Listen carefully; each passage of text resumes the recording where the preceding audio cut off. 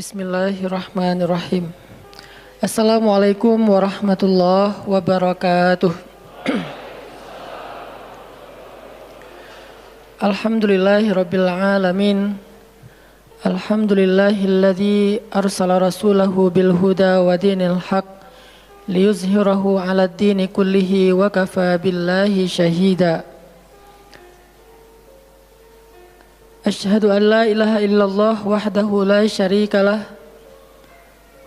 wa asyhadu anna Muhammadan abduhu wa rasuluhu la nabiyya ba'dah. Allahumma salli wa sallim wa barik ala sayyidina wa habibina wa nabiyyina Muhammad wa ala alihi wa sahbihi wa man tabi'ahu ila yaumiddin. Nahmadullaha ta'ala wa nashkuruhu la in syakartum la azidannakum wa la in kafartum inna azabi lasyadid. Qala Allah ta'ala fil Qur'anil Karim, a'udzu billahi minasy syaithanir rajim. Bismillahirrahmanirrahim. Wal 'asr innal insana lafi khusr illa alladzina amanu wa 'amilus shalihat wa tawasaw bil haqq wa tawasaw bis sabr. Wa qala ta'ala alam nashrah laka sadrak wa wada'na 'anka wizrak alladhi anqadha dhahrak wa rafa'na laka dhikrak fa inna ma'al 'usri yusra inna ma'al 'usri yusra fa idza faraghta fansab wa ila rabbika farghab. Shadaqallahul azim. Teman-teman semuanya, anak muda Kota Bandung, jamaah tetap sharing time atau sharing night Rabu malam yang dirahmati Allah Subhanahu wa taala. Semua orang di dalam kehidupan dunia itu pernah atau bahkan sering merasakan lelah. Karena dunia ini adalah tempat orang bermujahadah. Semuanya diraih dengan mujahadah. Gak ada yang didapatkan di dunia ini dengan cara yang mudah. Karena tabiat dari dunia itu adalah tempat bersusah payah. Fitrahnya dunia adalah tempat orang bercocok tanam, bukan memetik hasil. Yang namanya bercocok tanam, kalau kita melihat pada kehidupan para petani atau para pekerja di ladang, di sawah, di kebun, maka kita akan melihat akan melihat kelelahan, keletihan dan kesusah payahan yang luar biasa. Itulah tabiat dunia. Berbeda dengan tabiat di surga. Di surga itu semuanya akan didapatkan dengan cara yang mudah. Bahkan sebagian riwayat mengatakan seorang perempuan di surga apabila inginkan seorang anak, maka Allah Subhanahu wa taala akan memberikan anak kepadanya saat itu juga tanpa harus bersusah payah mengandung selama 9 bulan. Saat ini pengen punya anak dengan spesifikasi tertentu, maka saat ini juga dia akan diberikan anak bayi tanpa harus mengandung 9 bulan lamanya. Tanpa harus susah-susah menyusui. Allah akan datangkan untuk dia bayi yang dia sukai, kemudian Allah datangkan orang-orang yang akan, pelayan-pelayan yang akan merawat dan membesarkan bayi itu untuk dia. Karena di sana dia adalah seorang ratu yang tidak perlu lagi bersusah payah. Di surga itu ketika seseorang menginginkan makanan, maka Allah Subhanahu wa taala mendatangkan untuknya makanan dengan cara yang sangat mudah. Bahkan ketika dia menginginkan buah-buahan, maka pohon itu akan menunduk untuknya sehingga dia bisa memetik buahnya tanpa harus bangun dari tempat duduknya jika dia menginginkan itu. Tetapi kalau dia menginginkan sesuatu yang lebih, misalnya dia ingin berjalan-jalan di kebun-kebun di antara banyak kebun surga, lalu dia ingin merasakan memetik pohon sendiri sambil membawa keranjang-keranjang yang indah, maka Allah juga akan memperkenankan keinginannya. Kaifa yasha, sebagaimana yang dia inginkan. Berbeda dengan dunia. Di dunia, apapun yang kita inginkan itu harus melalui mujahadah, melalui ikhtiar. Bahkan ketika kita ingin menjadi orang yang sekedar tidur-tiduran pun, Allah Subhanahu wa taala mentakdirkan tidur pun lelah. Tidur aja capek. Duduk capek. Ada orang yang duduknya capek akhirnya dia berdiri. Ya. Ada orang yang capek berdiri akhirnya pengen duduk. Kapan duduknya capek pengen berdiri? Salah satu yang sering saya alamin itu kalau lagi naik pesawat. Apalagi pesawat penerbangan 9 jam, 10 jam itu pasti capek banget duduknya tuh. Sehingga kita menginginkan seandainya ada uang kita pengen duduk di kelas bisnis. Tapi karena nggak mampu membeli tiket yang 3 kali lipat lebih mahal di kelas bisnis, ya nggak apa-apa lah di kelas yang biasa ekonomi. Tapi ketika lelah 4 jam, 5 jam pesawat berjalan itu udah luar biasa lelahnya, akhirnya berdiri mondar-mandir di antara lorong pesawat. Artinya duduk aja capek. Nggak ngapa-ngapain, suruh duduk doang. Nggak seperti orang dulu yang berangkat haji atau umroh, naik kapal, lewat darat, pas sampai di laut naik kapal dengan ontanya, dengan kudanya. Orang dulu mencari ilmu itu dengan mujahadah yang luar biasa. Dengan naik onta berminggu-minggu, ini naik pesawat cuma 9 jam, capek. Yang nggak ada guncangan, biasanya guncangannya cuma pas di awal sama pas mau landing doang. Di atas udah jarang ada guncangan karena dengan ketinggian tertentu dan pesawatnya besar. Tapi itu juga capek. Naik kereta coba.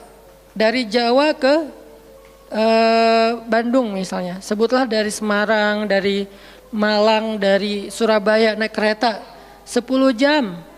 Itu aja capek. Nggak usah jauh-jauh, Bandung Jakarta aja 3,5 jam. Itu pun capek. Atau kita naik mobil, nggak perlu nyetir. Pakai online, duduk aja di belakang atau di sebelahnya si driver, perjalanan setengah jam dari tempat kerja kita ke rumah atau dari rumah ke tempat kerja, ke kampus, ke sekolah gitu. Itu aja capek. Artinya dunia itu emang kayak gitu tabiatnya teman-teman. Tabiat dari dunia itu adalah lelah. Sehingga kalau ada orang yang menghindari capek dengan tidak ngapa-ngapain, itu hal yang agak klise dan naif. Bagaimana dia bisa menghindari lelah? Bagaimana dia bisa menghindari ta'ab? Bagaimana dia bisa menghindari bosan? Bagaimana dia bisa menghindari dalam keadaan susah payah? Sedangkan dia masih berada di sebuah tempat, bumi, dunia yang tabiatnya memang tempat bersusah payah dan lelah. Satu-satunya cara menghindari lelah yang tidak perlu lagi bersusah payah itu hanyalah masuk surga. Tetapi kan itu tidak terjadi sekarang, kita harus meninggal dulu dan kita belum mau. Ada yang mau meninggal masuk surga sekarang? Kalau dijamin sih insya Allah ya, masalahnya nggak ada jaminan. Kalau para sahabat enak, mereka dapat jaminan. Surga Bilal, sebelum Bilal meninggal, Rasulullah udah bilang, Bima sabaktani ilal jannah ya Bilal. Dengan apa kamu mendahului aku ke surga wahai Bilal? Dengan wudu dan sholat syukur wudu. Begitu juga nanti ada sahabat lain yang dijamin masuk surga bighairi hisab wala azab. Salah satunya adalah Ukasyah. Kalau kita tidak ada jaminan apapun di akhirat kecuali berikhtiar dan bermujahadah untuk bisa mendapatkan kebaikan sebanyak mungkin di sisi Allah. Sehingga alangkah naifnya seseorang yang menghindar dari ta'ab wal ham wal gham. Dia berusaha menghindar dari lelah, menghindar dari susah payahnya kehidupan, menghindar dari beban-beban hidup. Itu nggak bisa dilakukan karena kita masih berada di dunia. Yang perlu kita sekarang coba pilih adalah kita mau lelah untuk hal yang sia-sia? Apakah kita mau lelah untuk hanya bersenda gurau? Apakah kita mau lelah hanya untuk hal yang tidak ngapa-ngapain? Atau justru lelah kita itu untuk sesuatu yang mudah-mudahan beribadah kepada Allah?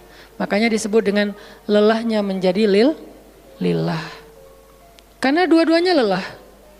Ada orang yang pergi ke masjid lelah. Capek pergi ke masjid. Tapi ada juga orang yang berbuat dosa, itu juga lelah. Memangnya kalau kita beribadah lelah terus berbuat dosa nggak lelah? Banyak orang yang berbuat dosa lelah dan kita pernah merasakan kehidupan seperti itu. Sehari, 2 hari, sebulan, setahun, 2 tahun. Sampai kita benar-benar merasakan lelah banget dengan dosa. Di malam hari berbuat dosa, lelah, akhirnya tidur sepanjang siang. Di siang hari berbuat dosa, lelah, akhirnya tidur sepanjang malam. Lelah sama lelahnya. Antara orang yang beribadah dengan orang yang bermaksiat itu sama lelahnya. Bedanya apa? Yang satu, lelahnya akan diganjar, dibalas oleh Allah dengan kebaikan dunia dan akhirat. Yang satu lagi, lelahnya hanya akan disudahi dengan penyesalan. Sama-sama lelah. Bedanya, lelah yang pertama mungkin baru dirasakan hasilnya setelah itu. Lelah yang kedua seolah-olah bisa langsung dirasakan kesenangannya, tetapi kesudahannya adalah penyesalan. Makanya pada malam ini kita ingin merenungkan beberapa nasihat baik dari Al-Quran maupun hadis tentang bagaimana kita menjadi orang yang setiap hari tetap lelah, tetap banyak beban, tetapi beban itu mudah-mudahan menjadikan kita mendapatkan banyak kebaikan di sisi Allah. Makanya Nabi SAW bersabda dalam hadis riwayat Bukhari dan Muslim, "An-nasu ka'ibil mi'ah, la takadu tajidu fiha rahilatan." Manusia itu seperti 100 ekor onta. Manusia ka'ibil mi'ah, seperti 100 ekor onta. Yang harganya murah 50 juta, yang hidupnya untuk disembelih pada akhirnya nahar, disembelih. Onta itu kan kalau disembelih sambil dia berdiri ya. Kalau ayam, bebek disembelih sambil dipegangin atau diangkat. Kalau kambing dan sapi dibaringkan. Kalau onta disembelih itu sambil diberdirikan. Dia berdiri langsung disembelih. Itu onta. Artinya manusia ka'ibil mi'ah. Nabi itu menggambarkan onta karena onta ini punya banyak macam. Mungkin di Arab nggak ada ayam yang bermacam-macam. Akhirnya pakai bahasanya onta. Kalau di kita mungkin ada ayam potong, ada ayam kampung, dan segala macam, ada ayam jago. Kalau bebek ada mentok, ada apa? Bebek yang biasa, macam-macam kan. Di Arab mungkin gak terlalu banyak variannya dan gak terlalu akrab dengan kehidupan sehari-hari mereka. Yang akrab itu kambing, kuda, keledai, onta. Akhirnya Nabi mengatakan, "An-nasu ka'ibil mi'ah." Nabi seolah-olah mengambil sebuah perumpamaan. Dan perumpamaan ini bisa kita ganti dengan culture yang berbeda di setiap negara. Tetapi perumpamaan yang paling baik itu adalah onta. An-nasu ka'ibil mi'ah. Manusia itu seperti 100 ekor onta ibil. Onta potong. Yang hidupnya hanya untuk disembelih oleh tuannya, kemudian dagingnya dimakan atau dijual. Kenapa bisa begitu murahnya? Cuman 50 juta, 40 juta dan berakhir dengan disembelih? Karena onta ini hidupnya tidak istimewa. Dia hidup hanya untuk makan, minum, tidur dan berkembang biak. Cuman itu misi dari kehidupan dia.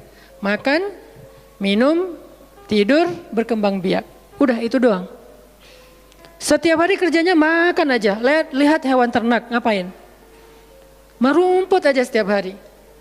Nggak ada hewan ternak yang tiba-tiba dia lagi ngapain? Lagi sholat? Nggak ada. Hewan ternak misalnya lagi ngebantuin tetangga? Nggak ada. Hewan ternak lagi menjenguk yang sakit? Nggak ada.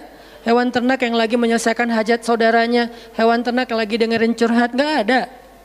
Kenapa? Karena tugas misi kehidupan mereka itu cuma diciptakan untuk makan, minum, tidur, berkembang biak, udah.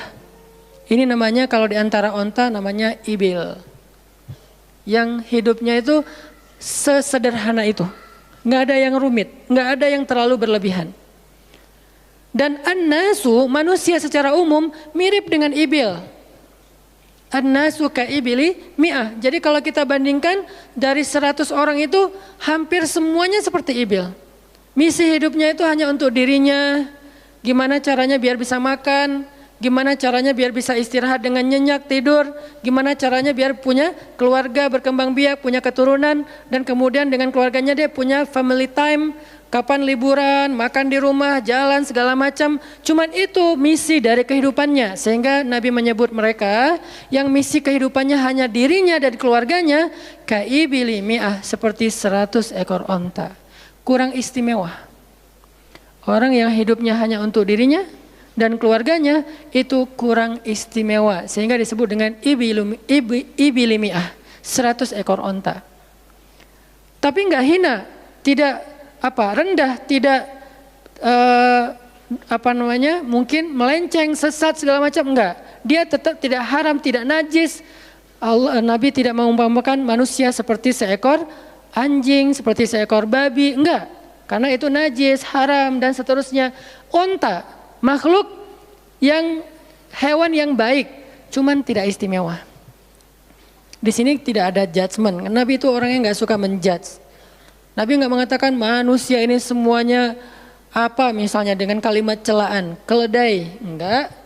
Manusia ini misalnya hewan yang najis, enggak. Nabi mengatakan an-nasu kaibilimiah, manusia itu seperti 100 ekor onta. La takadu tajidu fiha rahilatan. Hampir-hampir di dalam 100 ekor onta itu kamu enggak mendapati satu pun onta yang dikenal dengan nama rohilatan, rohilah. Rohilah itu dari kata rihlah. Rihlah itu udah jadi bahasa Indonesia, rihlah.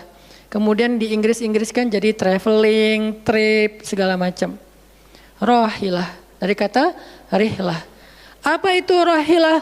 Onta yang bertugas untuk membawa beban tuannya dalam perjalanan panjang, baik itu berdagang maupun berperang. Dia punya misi lain selain makan, minum, berkembang biak terus dipotong. Enggak, misinya lebih keren. Apa? Membawa beban. Membawa beban tuannya. Itulah rahilah. Sehingga punggungnya adalah punggung yang berkah karena di atas punggung itu ditaruhkan beban terus menerus oleh tuannya. Berangkat bebannya apa, pulangnya beban apa. Karena orang dulu kalau berangkat berniaga, berdagang ke luar negeri itu tuh bukan berangkat bawa beban, pulang nggak bawa apa-apa karena udah diuangkan, enggak. Mereka barter konsep perdagangannya. Kalau berangkatnya bawa kain, pulangnya nanti bawa karpet. Berangkatnya bawa gandum, pulangnya nanti bawa sutra misalnya.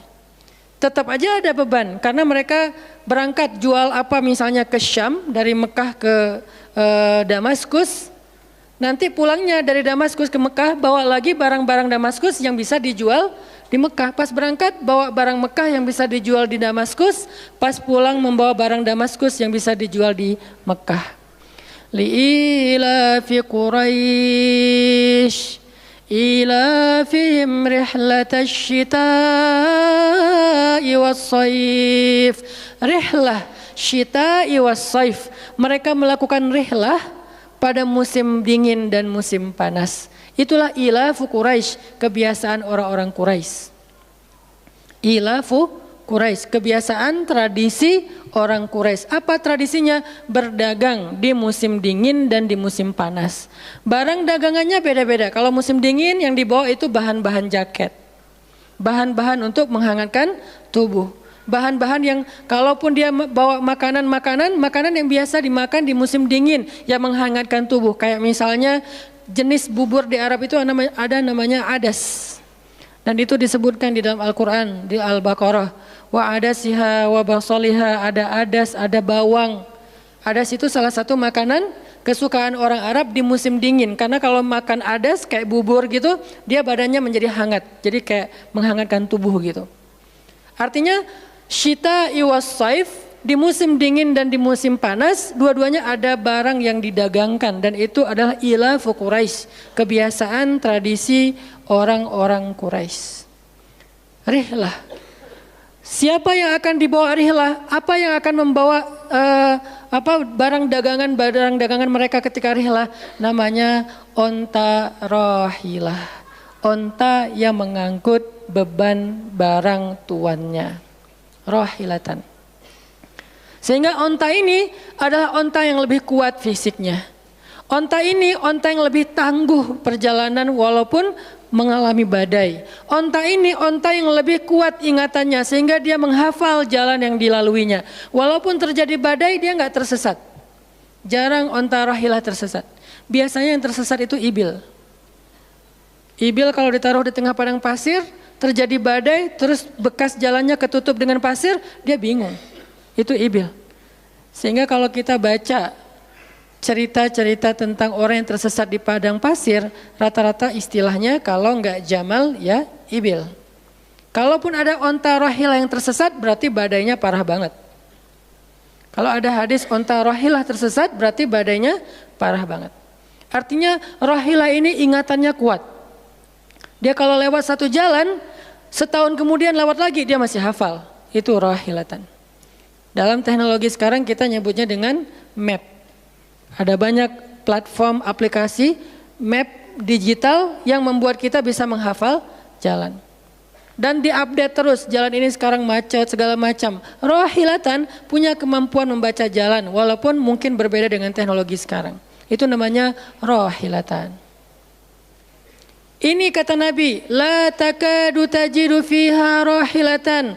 Manusia itu seperti 100 ekor onta. Dan di antara 100 ekor onta itu atau 100 orang itu hampir kamu tidak mendapati satupun yang bernama rohilatan yang mampu mengangkat beban lebih. Sehingga di sini Nabi SAW seolah-olah mengajarkan kita, memotivasi kita agar belajar menjadi rohilah. Manusia itu baru istimewa kalau dia menjadi rohilah, kalau dia mengangkut banyak beban, kalau dia menjadi orang yang paling banyak bermanfaat untuk orang lain. Makanya muncullah hadis, khairun nas anfa'uhum linnas, inna ahabban nasi ilallah anfa'uhum linnas. Dua riwayat hadis yang berbeda. Sebaik-baik manusia, kalau dalam analogi yang pertama, sebaik-baik onta adalah rohilatan.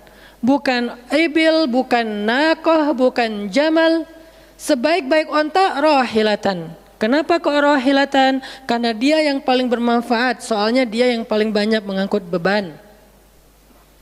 Sehingga dengan analogi tentang onta rohilah, kita menerjemahkan hadis khairun nas, sebaik-baik manusia dengan istilah khair. Arti khair itu memberi lebih, arti khair itu bermanfaat. Khairun nas anfa'uhum linnas, sebaik-baik manusia yang paling bermanfaat untuk orang lain. Dalam riwayat yang lain, inna ahabban nasi ilallah, sesungguhnya orang yang paling dicintai Allah di antara manusia, anfa'uhum linnas, yang paling bermanfaat untuk orang lain. Itu yang paling dicintai Allah di antara manusia. Muncul lagi hadis yang mirip, inna ahabbal a'mali ilallah sururun tudkhiluhu ala qalbi muslim. Sesungguhnya perbuatan, amal soleh, aktivitas, pekerjaan yang paling disukai Allah di antara yang kita lakukan dalam kehidupan sehari-hari adalah membahagiakan hati orang lain. Ini semuanya hadis-hadis yang memiliki makna yang sama, yaitu menjadi pengangkut beban. Lelah Ustadz, lelah. Enggak ngangkut beban, lelah juga. Ngangkut beban, lelah juga. Cuman bedanya orang yang lelah tanpa mengangkut beban, hidupnya penuh dengan keluh kesah, tidak ada yang menghargai, tidak dimuliakan, akhirnya dia ngeluh. Ada kan banyak orang yang ngeluh karena merasa dirinya nggak dihargai orang lain. Tetap aja ngeluh. Ada juga yang ngeluh karena terlalu banyak beban. Padahal dua-duanya sama-sama ngeluh, kenapa nggak memilih yang lebih baik? Memangnya kalau kita nggak ngangkut beban, kita nggak akan berkeluh kesah, ngeluh. Ngeluhnya mungkin bukan capek, ngeluhnya nggak ada yang hargai. Dan itu udah sunnatullah, kalau kita pengen dihargai, pengen dimuliakan, kita harus menjadi orang yang paling rohilah, yang paling banyak ngangkut beban. Nggak bisa kita jadi ibil tapi pengen diperlakukan seperti rohilah, itu nggak bisa. Kita tuh ibil, hidupnya untuk diri sendiri, nggak bantu siapa-siapa, nggak peduli dengan siapa-siapa, harta kita nggak bermanfaat untuk orang lain, pikiran kita nggak bermanfaat untuk orang lain, lisan kita tidak bermanfaat untuk orang lain, wawasan kita tidak bermanfaat untuk orang lain, apalagi tenaga kita nggak bermanfaat untuk orang lain, skill kita nggak bermanfaat untuk orang lain, semua tentang diri kita hampir tidak bermanfaat untuk orang lain, lalu kita ingin dihargai seperti orang yang paling bermanfaat. Ini naif, klise, nggak ada seperti ini, bukan sunnatullahnya. Karena seseorang itu diberi balasan sesuai dengan mujahadah. Al-jaza ala qadril masyaqqah, balasan tergantung susah payahnya dalam berikhtiar. Siapa yang mujahadahnya lebih, maka rewardnya lebih, jazanya lebih. Jadi saya kadang-kadang ngerasa, dulu saya juga pernah merasa kayak gitu. Kenapa kok dia dihormati saya enggak? Kita enggak boleh cemburu tanpa alasan. Seolah-olah misalnya Harusnya hormati semua orang dong, nggak bisa. Itu udah fitrah manusia dan sunatullah dalam kehidupan di dunia. Kalau kita pengen dihormati orang, kita harus menjadi rohilah. Kalau kita pengen dihargai orang, kita harus jadi rohilah. Nggak bisa kita berharap dihargai oleh pasangan kita atau calon pasangan kita, tapi kita nggak punya tanggung jawab, nggak bisa. Kalau teman-teman pengen dihargai oleh pasangan halalnya, teman-teman harus mengangkat tanggung jawab yang lebih berat daripada dia. Kalau dia yang capek kita leleh aja di rumah tapi kita minta dihargai, saya kan suami. Suami itu bukan status, suami itu peran. Ada orang dia jenis kelaminnya perempuan tapi dia suami. Kenapa? Karena dia mengambil peran laki-laki. Dan itu saya melihat banyak perempuan seperti ini, hebat dan memalukan bagi suaminya. Di beberapa tempat saya melihat suaminya di pagi hari nggak kerja, cuma nongkrong-nongkrong aja di warung. Ngopi juga itu ada uangnya, giliran untuk nafkah keluarga dia nggak punya uang, untuk ngopi, untuk rokok dia punya uang.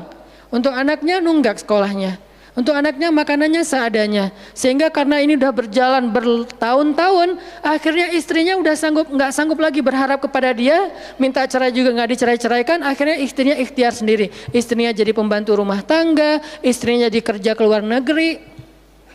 Saya beberapa kali ke Hong Kong, hampir tiap 4 bulan sekali ke Hong Kong, dan selalu mendengar cerita teman-teman di Hong Kong, para pejuang-pejuang di Hong Kong itu kan 99%-nya perempuan ya. Hong Kong itu 99% lebih perempuan. Beda kan sama Taiwan, Korea itu laki-laki dan perempuan agak imbang lah. Tapi kalau Hong Kong itu bisa dibilang dari 100 pekerja 99 orangnya bahkan lebih adalah perempuan. Dan semua mereka punya masalah yang hampir sama di negerinya, di kampungnya. Masalahnya mereka terpaksa untuk berangkat ke luar negeri karena ada yang demi membiayai sekolah anak-anaknya, single parent. Kemana suaminya? Suaminya pergi dan tidak bertanggung jawab. Atau suaminya ada tapi tidak mampu mencari nafkah. Terpaksa dia kerja ke luar negeri dengan segala macam resiko. Dan banyak banget kasus di Hong Kong. Siapa juga yang mau jauh-jauh dari keluarganya, apalagi punya anak masih kecil ya. Kemarin kita baru dengar cerita seorang anak yang harus merawat ayahnya yang sakit kanker gara-gara di rumahnya nggak ada siapa-siapa, ibunya berjuang di luar negeri. Kenapa? Karena suaminya sakit. Kalau ini masih bisa kita pahami lah. Tapi kemana pamannya misalnya? Kemana misalnya kakaknya, nggak tahu punya kakak atau gimana, nggak tahu kondisi pamannya. Yang jelas bahwa ternyata kita itu dihargai itu bukan karena kita berstatus suami.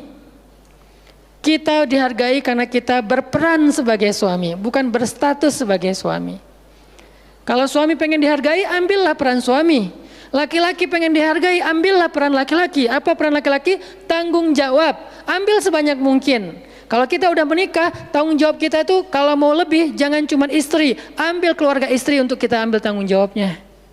Adiknya istri, mungkin keluarga istri kita nggak mampu, adiknya kita sekolahin. Mertua sakit kita biayain.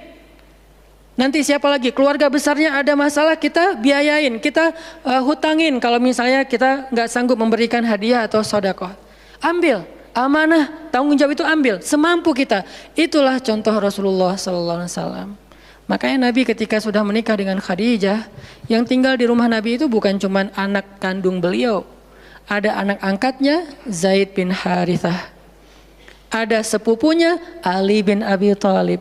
Ada banyak lagi keluarga besar Khadijah yang tinggal bersama Nabi. Sehingga rumah Nabi itu adalah rumah yang banyak sekali orang-orang yang ditampung oleh beliau. Itu yang disebut dengan anfa'uhum linnas. Ambil tanggung jawab yang besar. Sehingga Khadijah tuh respect banget sama sosok Nabi Muhammad.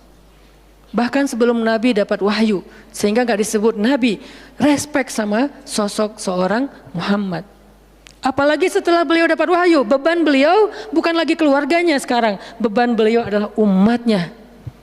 Yang diurus oleh Nabi bukan lagi keluarga sekarang setelah dapat wahyu, umat. Dan umat di sini lintas nasionalisme. Ada yang datang dari Persia, namanya Salman Al-Farisi. Ada yang datang dari Romawi, namanya Suhaib Ar-Rumi. Ada banyak sahabat-sahabat yang lintas kabilah, bukan hanya orang Quraisy. Ada yang datang dari Yaman, termasuk Sumayyah dengan Yasir, keluarga yang pertama syahid dalam Islam. Ini dari Yaman. Kemudian pindah lagi ke Madinah yang bukan orang-orang Quraisy. Di sana ada Bani Mudhar dari kabilah Aus dan Khazraj. Nanti berkembang lagi sampai ke Asia, Eropa dan seterusnya. Inilah bebannya Rasulullah sallallahu alaihi wasallam. Sehingga Allah menyebutnya dengan istilah rahmatan lil alamin. Rahmah. Tahu arti rahmah? Rahmah itu kasih sayang. Maksud kasih sayang memberi sayang. Kasih sayang, bukan minta disayangi. Jadi kalau kita mau berkasih sayang ya kasih sayangnya, jangan sayangi saya dong. Itu bukan kasih sayang, namanya terima sayang. Bukan kasih sayang, terima sayang, minta sayang. Itu namanya bukan rahmah, bukan mawaddah. Yang namanya rahmah kasih sayangnya. Kalau kita nggak punya sayang berarti kita nggak punya rahmah. Apa bentuk sayang kita? Perhatian. Apa bentuk sayang kita? Perasaan. Apa bentuk sayang kita? Dengan harta. Itu sayangnya. Dan Nabi, wa ma arsalnaka illa rahmatan lil alamin. Tidaklah kami mengutus engkau Muhammad kecuali untuk menjadi kasih sayang kepada alamin. Arti rahmah dalam tafsiran yang lebih luas menyelesaikan hajat manusia seluruh alam. Seluruh alam. Itulah kenapa Nabi Muhammad menjadi orang yang paling mulia. Karena yang diambil bebannya itu bukan satu keluarga Khadijah. Bebannya itu bukan satu kota Makkah. Bebannya itu bukan cuma orang Arab. Alamin. Sehingga Allah mengatakan, wa rafa'na laka dzikrak. Kami angkat engkau menjadi manusia yang paling mulia. Karena beban yang diambilnya paling berat. Apa beban Nabi? Apakah cuma ceramah? Enggak cuma ceramah. Kalau cuma ceramah gampang. Saya pernah menjadi penceramah dan saya pernah menjadi programmer dalam dakwah. 8 tahun saya ceramah di Bandung, gampang banget. Dan kalau mau nyaman jadi ustadz, mending saya jadi penceramah aja, gampang banget. Diundang-undang, ustadz mau dijemput? Ya jemput dong, jemput. Ya, ustadz kan dijemput, jarang kita jalan sendiri, seringnya dijemput. Dan karena dia pengen memuliakan kita, dia cari di tempat itu siapa yang punya mobil paling bagus untuk menjemput ustadz. Kalau di kampung, cari siapa yang punya mobil baru yang tahun misalnya 2018 lah, kalau nggak ada 2019. Saya punya, ya udah pinjam ya untuk jemput ustadz. Oh boleh saya senang, jemput. Kalau perlu yang punya mobilnya sekaligus jadi supirnya, jemput ustadz. Enak jadi penceramah. Jemput, tunggu di depan rumah, nggak langsung ketok. Kenapa? Nggak enak mau ngetok, biar ustadznya santai aja.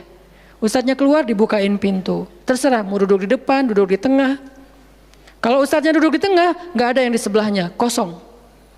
Mau goler-goler, mau jungkir balik, bebas. Ustadz. Saya pernah ngalamin masa kayak gitu. 8 tahun, mudah banget, diundang-undang. Semua wajah tersenyum, nggak ada yang cemberut, namanya juga ustadz. Selamat datang ustadz, alhamdulillah bisa ketemu sama ustadz, silakan. Duduk dikasih makanan yang paling baik. Dihidangkan segala macam, minuman aja 5 jenis. Sampai bingung nih mana yang mau diminum. Ustadz mau apa? Kadang-kadang beberapa teman-teman panitia yang sangat udah pro banget nanya. Ustadz itu nanya ke asisten lah atau siapa manajemen, kalau dia punya manajemen. Ustadz itu sukanya makanan apa? Disediakan makanan kesukaan Ustadz. Kalau ke Bandung Ustadz senangnya makan apa? Disediakan makanan khas Bandung kesukaannya Ustadz. Dicari dari restoran terbaik yang ada di kota itu. Ini perlakuan terhadap ustadz, nyaman banget kalau ceramah tuh. Ceramah berapa lama? Terserah ustadz. Kalau lagi mood 3 jam. Kalau nggak lagi mood 45 menit. Ustadz kok ceramahnya cuma sebentar? Saya lelah sekali. Oh nggak apa-apa ustadz, istirahat ya ustadz, sehat terus ya ustadz. Doain. Pulang dianterin. Maaf dikasih amplop, transport segala macam. Kadang-kadang wah ngasihnya cukup untuk 2 bulan makan. Masya Allah enak. Kalau cuman yang disebut dengan rahmatil alamin itu cuman ceramah, itu bukan rahmatil alamin. Walaupun itu salah satu kebaikan. Tapi kemudian setelah 8 tahun saya berdakwah dengan ceramah, saya mengubah konsep dakwah saya menjadi programmer. Memprogram masjid. Al-Latif. Saya ngomong dengan Pak Iman beri saya kesempatan memprogram Al-Latif. Bikin gerakan, bikin dakwah. Bukan masjid yang memprogram, kemudian ustadz mengisi. Itu salah. Menurut saya Keliru kalau masjid membuat program, ustadz cuma mengisi program itu. Keliru. Ustadz yang program, masjid fasilitasi, nanti insya Allah akan berkah. Alhamdulillah Pak Iman, Ketua DKM Al-Latif sepakat. Ya udah Ustadz silahkan, mangga dikasih waktu 2 tahun. Kalau nggak ada perubahan diambil alih. Dalam 2 tahun kita coba program dari awal. Bikin gerakan anak muda, pemuda hijrah lahir waktu itu. Mulai programming, gimana caranya biar masjid rame. Dari yang cuma 20 orang kajian setiap Rabu malam, dari dulu udah Rabu malam. Yang hadir berapa orang? 20 orang. Kalau Persib lagi main, libur. Semua pada nonton. Malah sering lagi libur. Kadang-kadang Persib nggak main. Terus yang main siapa? Yang main Piala Eropa kah, Piala Champion kah, Liga Eropa, Piala Dunia, libur. Akhirnya berkembang pelan-pelan jadi setengah masjid. Satu masjid membludak keluar masjid sampai ke Jalan Cendana. Akhirnya pindahlah ke masjid ini. Kenapa? Karena udah nggak nampung. Nggak enak juga dengan tetangga karena parkirnya kemana-mana. Kan kita pindah ke sini karena Al-Latif nggak nampung. Nah, ketika dakwah berubah menjadi programmer, bebannya beda. Udah nggak kayak dulu, enggak, beda. Pergi taklim, pergi sendiri. Bahkan berkorban dengan harta sendiri, bareng-bareng dengan teman-teman. Semuanya lelah, kita meeting sampai tengah malam. Emangnya gampang membuat tren hijrah? Nggak mudah teman-teman. Kita harus meeting, mikirin. Sekarang tambah lagi beban yang lain, Barisan Bangun Negeri. Para ustadz berkumpul, bikin gerakan bersama. Kita bikin Barisan Bangun Negeri, dikasih amanah untuk jadi amirnya, mikirin apa yang harus kita lakukan. Program pertama saya bilang less waste, isu lingkungan. Kenapa? Kita pengen jadiin masjid sebagai 911. Tapi pelan-pelan, nggak bisa langsung. 911 ini nanti kalau ada masalah di masyarakat, tetangga masjid yang ditelepon masjid. Anak saya sakit, telepon masjid. Ada yang meninggal, telepon masjid. Ada yang pingsan, telepon masjid. Ada yang baru diputusin, telepon masjid. Sampah ini udah darurat. Bandung ini hanya batas deadline penanganan sampah kita kalau kata Pemkot itu sampai 2023. Kalau kita nggak punya alternatif, ini akan jadi masalah besar. Jakarta, saya kemarin ke Jakarta sampai 2022, lebih cepat sedikit daripada Bandung. Artinya mereka hanya bisa menampung sampah sampai 2022. Sisanya kalau nggak ada solusi alternatif, maka akan terjadi masalah besar, tumpuk sampah di depan rumah masing-masing selama nggak usah sebulan, seminggu aja gimana rasanya? Nggak ada yang ngambil sampah di depan rumah kita, seminggu aja.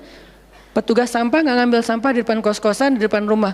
Sehari telat aja itu udah nggak enak, apalagi seminggu, sebulan, setahun, jadi gimana? 2022, kota-kota besar rata-rata terancam dengan bom waktunya sampah.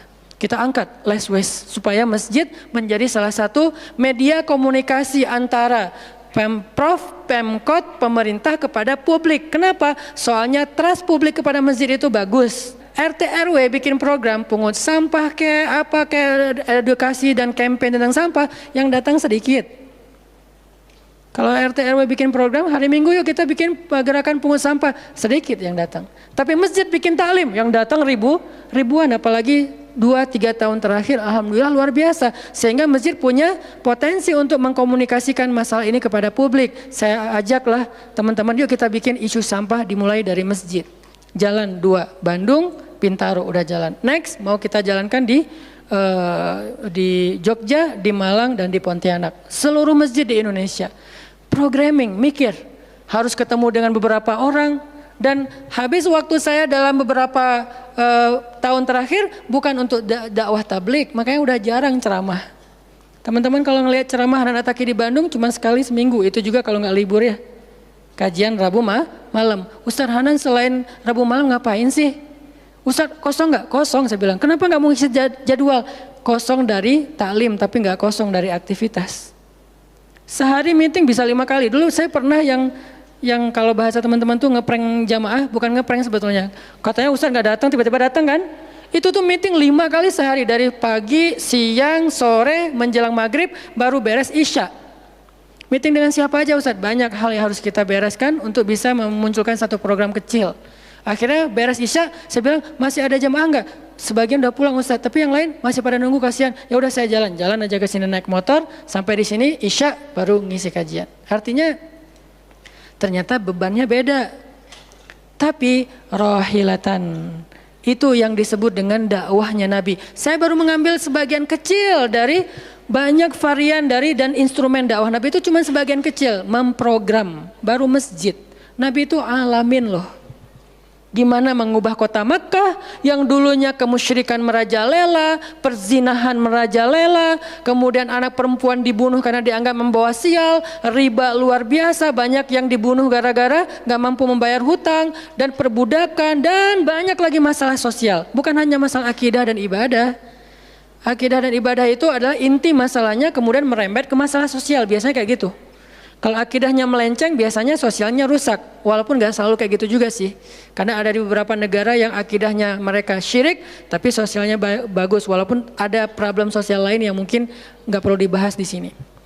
Yang jelas awalnya berawal dari kemusyrikan. Kemudian berkembang menjadi masalah ekonomi, sosial, dan seterusnya.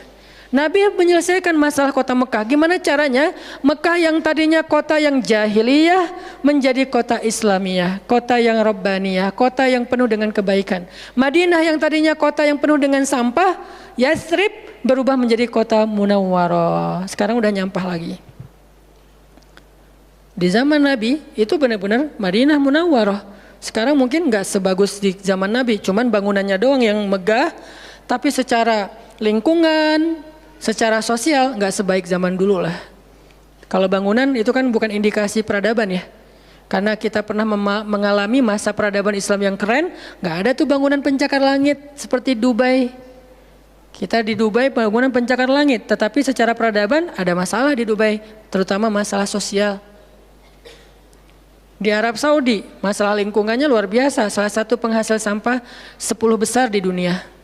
Kalau untuk masalah sampah organik termasuk 5 besar di dunia. Artinya makan sering dibuang-buang. Makanya sampah organiknya paling banyak, waste-nya paling banyak. Itu yang diselesaikan oleh Nabi di kota Mekah dan Madinah. Kemudian berkembang di kota-kota lain sampai ke Irak, sampai ke Syam, sampai ke Mesir, sampai ke Eropa, sampai ke Turki, sampai ke Afrika, bahkan sampai ke Nusantara. Rahmatan lil alamin. Rahmah bukan cuma ceramah. Kalau ceramah, Nabi lebih jago dari siapapun. Orang siapapun yang berceramah itu kopas dari Nabi kan? Ada yang ceramah nggak kopas dari Nabi? Nggak ada. Kopas dari Nabi Musa? Enggak, kecuali diriwayatkan dari Nabi Muhammad, kemudian baru Nabi Muhammad meriwayatkan dari Nabi Isa dan Nabi Musa. Semuanya kopas, copy paste dari Rasulullah SAW.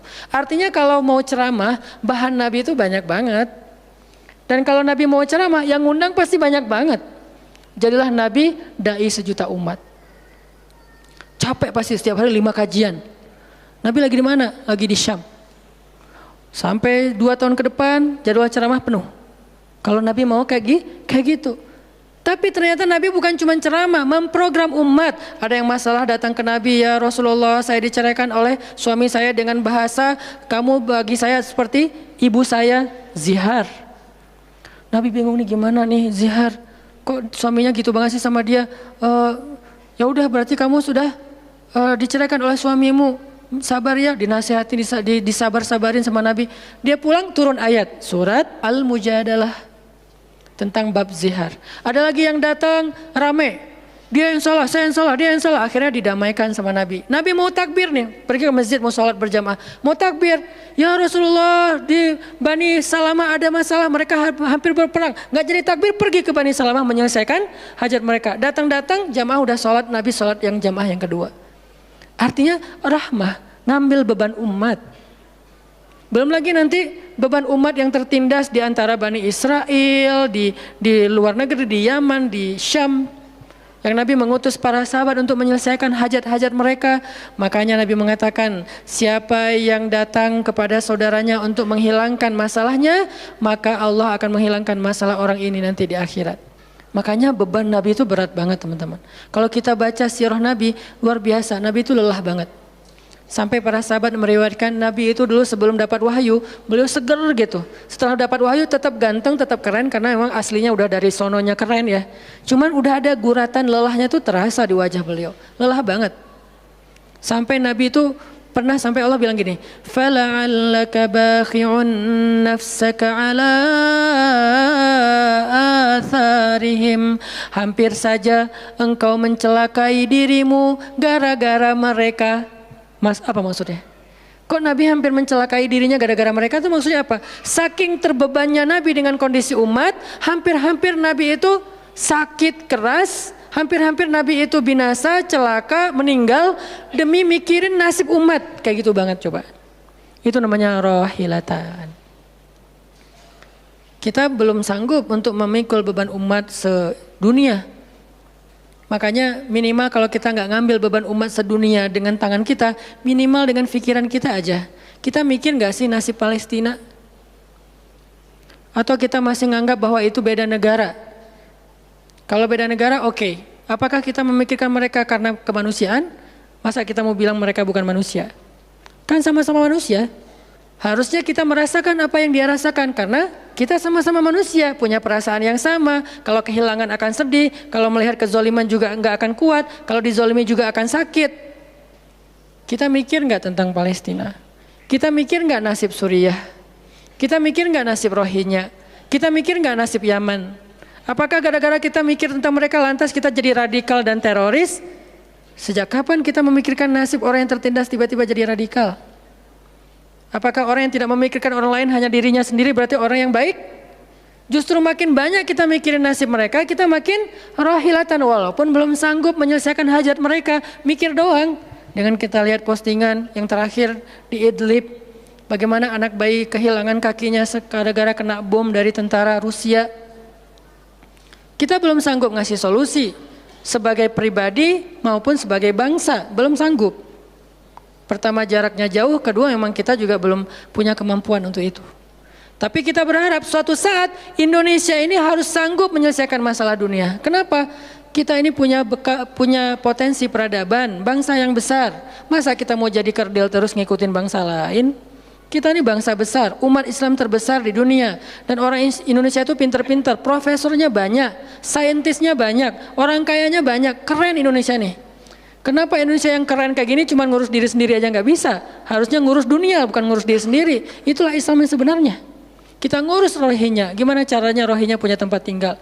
Kita urus Suriah, kita urus Palestina. Lalu apakah kita memikirkan tetangga kita? Teman-teman lihat deh, salah satu yang mungkin proyek kecil lah. Ini yang karena yang saya tahu, karena istri sendiri yang ngerjain. Lihat rumah teduh sahabat Iin. Setiap harinya ada yang meninggal dengan kanker ovarium yang gede banget, ada yang kanker apa, yang dulu yang saya bawa Ustaz Abdul Somad keliling di Bandung tuh, seorang anak muda yang udah meninggal, seminggu setelah Ustaz Abdul Somad mengunjungi dia, Rian namanya, meninggal dunia. Alhamdulillah dia sempat ketemu dengan Ustaz Abdul Somad, sempat dinasehati, mudah-mudahan di akhir hayatnya dia setelah dapat nasihat dari UAS, dia jadi sabar, jadi balik lagi ke Allah sehingga husnul khatimah. Datang kita, ketemu dengan Rian, habis ininya. Gara-gara apa? Gara-gara pernah kecelakaan di laut, terus jadi kayak kanker kulit, luar biasa. Itu parah banget. Dan itu nggak satu kasus, banyak. Di Jawa Barat aja udah banyak banget, apalagi Indonesia.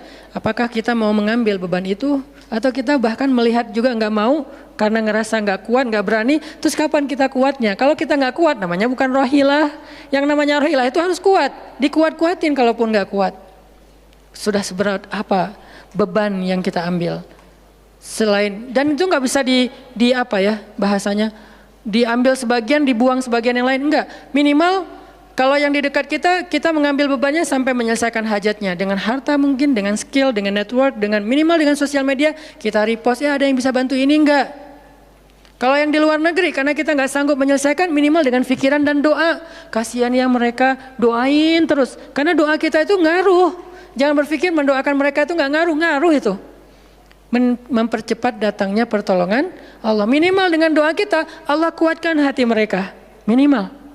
Dengan doa kita, Allah kuatkan hati saudara kita di Yaman, di yang kelaparan, di Syam, di Palestina, di Rohingya, di Turkistan, yang masih dalam campnya orang-orang komunis. Minimal doa kita menguatkan hati mereka. Kan berarti membantu. Ada orang yang ketika dapat musibah, kita datang nggak bisa ngasih solusi, tapi begitu kita nasihati lalu kita doakan, itu udah membantu dia, minimal hatinya jadi lapang. Kemudian kita doakan, dia merasa diperhatikan. Bukankah itu sebuah bantuan? Dan itu rahilah. Semuanya aja yang di luar negeri kita pikirkan, apalagi yang di dalam negeri, semampu kita. Makanya nama barisan kita tuh Barisan Bangun Negeri. Kalau ditanya, apa Ustadz tujuan bikin gerakan Barisan Bangun Negeri? Ya bangun negeri. Masa masih ditanya ya? Karena masih ada yang nanya, ngapain sih tuh ustadz-ustadz ngumpul mau bangun negeri? Itu udah jelas dari namanya juga. Terus santrinya ngapain? Namanya Santri Bangun Negeri. Ustadznya Barisan Bangun Negeri, ada 2 nama.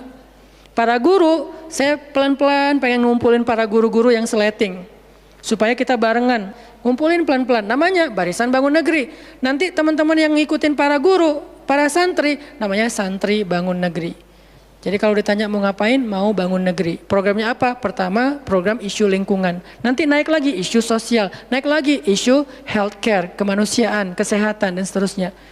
Kan itu tugas pemerintah, kita nggak mau menyalahkan siapapun, udah capek berdebat. Tugas kita sekarang siapa yang pengen jadi rohilah. Itu yang dilakukan para guru kita sekarang teman-teman di Barisan Bangun Negeri. Mikir, kemarin saya 40 jam nggak tidur. Dari Bandung ke Jogja, di Jogja ada acara, udah beres acara kita ada meeting yang penting banget yang bikin saya sesak sampai sekarang. Itu ada diskusi yang saya tidak bisa sampaikan ke publik. Itu diskusi dari jam 11 malam sampai jam setengah 4 subuh. Kenapa diskusinya sampai malam Ustaz? Karena besok kita semuanya udah pada bubar. Udah pada pulang masing-masing ke negerinya sehingga nggak sempat ketemu. Ketemunya kita cuman malam Selasa. Selasa subuh pesawatnya udah mulai ada yang pesawat jam 5, jam 6, jam 7. Jadi malam itu harus kita selesaikan meeting kita. Meeting lah kita sampai jam setengah 4 subuh. Beres meeting langsung ke bandara. Saya dengan salah satu ustadz ke bandara berdua naik flightnya pas bareng. Belum selesai tadi meetingnya, meeting lagi di pesawat. Dari Jogja ke Jakarta. Di Jakarta saya ketemu dengan beberapa teman-teman yang pengen mendukung program pesantren yang sedang kita dari setahun yang lalu ingin kita buat. Tapi juga belum cukup untuk membebaskan lahan. Karena kita butuh 15 M membebaskan lahan. Alhamdulillah udah terkumpul sekitar 2 M. Masih jauh dari target. Baru membebaskan lahan. Belum membangun. Akhirnya bahasa istri saya ngamen di Jakarta dari pagi, siang, sore, malam. Malam pulang. Di kereta juga diskusi lagi sama istri karena ada beberapa program yang harus kita bereskan. Sampai rumah jam 12 malam. Jadi 1 hari setengah. Hampir 2 kali 24 jam. Baru istirahat. Itu kalau programming. Beda dengan ceramah. Diundang ke Jogja. Ustadz ceramahnya di Jogja, oke jam berapa? Isya, ya udah saya datangnya maghrib. Terbang jam 5, sampai di sana maghrib. Ceramah, beres ceramah, saya tidur. Gampang kan? Beres ceramah jam 11 malam, balik ke hotel. Dipesankan hotel sama panitia. Hotelnya mau yang gimana Ustadz? Terserah, yang dekat-dekat aja biar nggak capek di jalan. Oh ya Ustadz, dikasih hotel biasanya yang enak, yang deluxe. Masuk ke hotel, mandi air hangat. Ya, beres mandi air hangat, pesan makanan online. Karena tadi belum makan, misalnya kalau telat makan juga, pesan datang ke kamar. Kadang-kadang saya cuma pesan 1 jenis, mereka pesan 3 jenis. Saya belum makan, lapar, boleh nggak pesan sate? Oh boleh Ustaz. Datang sate, datang mie godok, datang apa, banyak. Semuanya ditaruh di depan kamar. Ustaz, ini udah ada makanannya. Masya Allah makanannya banyak gini. Kalau cuma ceramah, habis makan jam 12, tidur. Bangun sholat subuh, beres subuh, olahraga. Ya, karena di hotel, treadmill. Beres treadmill, berenang. Beres berenang, breakfast. Beres breakfast, terbang ke Bandung. Kan enak ya? Kalau cuman ceramah. Jadi kerjanya cuman 1,5 jam pas ceramah. Itu juga santai. Namanya juga ceramah gampang. Tapi kalau programming, buat program, kayak tadi ceritanya, meeting, gak beres-beres. Sampai enak dengan meeting. Kopi entah berapa gelas. Ada yang digulaan, ada yang gak digulaan. Ada yang pakai susu, ada yang gak pakai susu. Sampai diistilahkan yang gak pakai susu, kopi akhi. Yang pakai susu, kopi ukhti. Semua jenis kopi. Artinya rohilatan. Ternyata memang benar kata Nabi, manusia itu seperti 100 onta, sedikit yang rohilatan. Makanya sekarang kita mau milih mau jadi rohilatan atau mau jadi 100 onta. Dimulai dari hal yang kecil. Saya ngajak teman-teman, yuk kita jadi rohilah, kita angkat beban negeri kita, beban bangsa kita. Saya pengen banget masjid itu jadi kayak rumah teduh.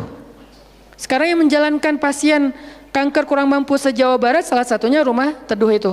Yang sekarang ada 15 rumah dengan sekitar 300 pasien. Yang setiap kali operasi itu 40 juta. Karena kalau pakai BPJS antrinya setahun. Sehingga harus pakai jalur normal. Dan beberapa di antara mereka belum sanggup untuk membayar cicilan BPJS sehingga nunggak nggak bisa pakai. Kita selesaikan. Harusnya itu dilakukannya oleh masjid. Kenapa? Karena potensi zakat, infak, sedekah, kenceleng masjid gede. Jangan cuma dipakai buat renov. Jangan cuma dipakai buat pengumuman hari Jumat. Kenceleng minggu ini 300 juta. 300 juta di sebelah masjid ada orang lapar. Berarti ngapain 300 juta teh? Harusnya 300 juta itu kenceleng minggu ini. Harusnya 300 juta. Tapi tinggal 10 juta. Kenapa? Beban umat diangkat semua sama masjid. Itu cita-cita kita, pengennya masjid itu menjadi, makanya ada hashtag masjid peradaban. Apa masjid peradaban? Masjid rohilah, masjid yang mengangkat beban umat, bukan cuma membuat program jihad, pengajian hari Ahad. Udah lewat lah masa kayak gitu-gitu, udah nggak keren. Ini saya tantang masjid-masjid yang ada di Indonesia, jangan hanya fokus dengan taklim. Taklim itu udah banyak dan mudah melakukannya, kurang challenging. Coba masjid mikirin masalah sekitarnya, satu masjid mikirin satu RW kalau masjidnya kecil. Kalau masjidnya masjid kecamatan, mikirin satu kecamatan. Kalau udah beres dengan kecamatannya, nggak ada lagi masalah, pergi ke kecamatan sebelah. Kolaborasi dengan masjid kecamatan sebelah, yuk selesaikan masalahnya. Bisa banget kalau masjid mau. Tapi serahkan programnya ke ustadz yang ngerti harokah, yang ngerti pergerakan. Dan sekarang udah banyak ustadz yang ngerti pergerakan. Baru kita akan melihat Indonesia yang luar biasa. Terus apa yang bisa kami lakukan Ustadz? Yuk bareng-bareng dengan saya, dengan pemuda hijrah, dengan para guru barisan bangun negeri, kita bangun deh Indonesia semampu kita. Dengan apa? Dengan skill kita masing-masing. Dengan potensi kita masing-masing. Ada yang punya harta dengan hartanya. Ada yang punya kemampuan skillnya dengan skillnya. Saya udah berkali-kali menjelaskan, skill itu untuk dakwah penting, bukan hanya penceramah. Nah, mau nggak nih teman-teman? Yuk kita bangun Indonesia. Sekarang kita mikirin apa yang bisa kita lakukan untuk Indonesia, masing-masing dengan potensi kita. Karena kita anak masjid, anak masjid. Karena kita banyak sering ke masjid, ya udah kita bangun Indonesia dengan cara masjid. Dan ternyata cara masjid itu bukan cuma Allahu Akbar dan Subhanallah, salam, enggak.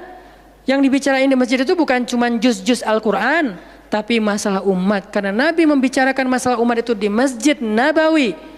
Yang kita pengen ke sana, berharap banget bisa umroh. Apakah di Masjid Nabawi itu cuma ada raudhah kemudian orang berdoa egois banget pengen masuk surga sendiri? Enggak.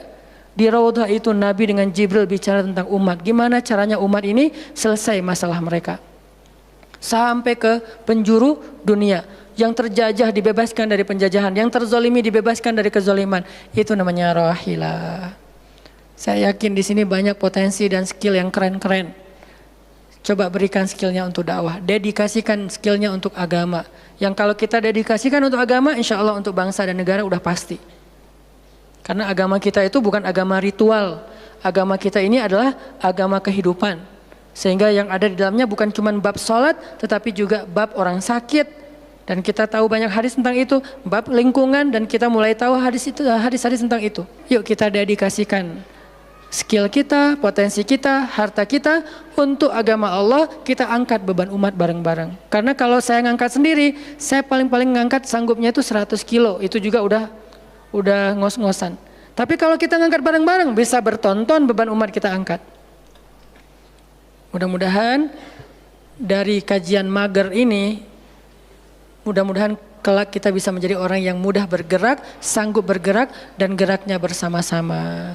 Barakallahu fikum, billahi taufiq wal hidayah. Allahumma inna nas'aluka ridhaka wal jannah wa na'udzubika min sakhatika wan nar. Allahumma a'inna ala dzikrika wa syukrika wa husna ibadatik. Rabbana habbib ilainal iman wa zayyinhu fi qulubina wa karrih ilainal kufra wal fusuqa wal isyan waj'alna minar rasyidin. Rabbana atina min ladunka rahmah wa hayyi' lana min amrina rasyada. وهيئ لنا من أمرنا رشدا وهيئ لنا من أمرنا رشدا واجعل لنا من كل ضيق مخرجا ومن كل هم فرجا ومن كل عسر يسرا ربنا آتنا في الدنيا حسنة وفي الآخرة حسنة وقنا عذاب النار وصلى الله على سيدنا محمد وعلى آله وصحبه أجمعين والحمد لله رب العالمين والسلام عليكم ورحمة الله وبركاته.